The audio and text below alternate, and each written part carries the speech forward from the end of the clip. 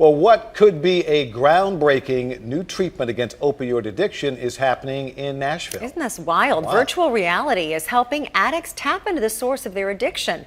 News 4's Edward Birch explains how it works. New at 5. Edward? Tracy and Tom, here at Vanderbilt, inside this building known as the Wondery, a grad student is using virtual reality to tap into the psychology of an addict and help them face their addiction. We can just walk right into this.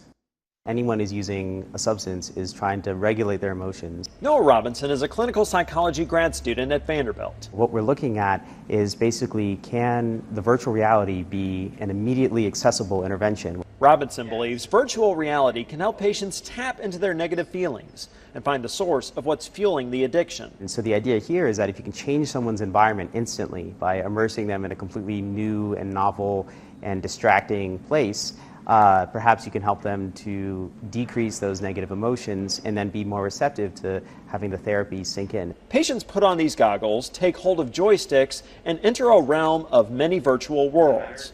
The patients can talk to their therapist while in the VR world in the form of an avatar. Parents don't love me. There are different VR rooms, including one designed like a bar where recovering alcoholics are offered a drink. This is a social environment, so it's a real stranger that's offering the beer. What that allows for is the patient to practice saying no. Robinson says this can be a more proactive and outside-the-box approach to dealing with addiction. If this works, many believe this can fight the opioid epidemic. You put on a headset and you're all of a sudden around other people and get that social support. It's very powerful.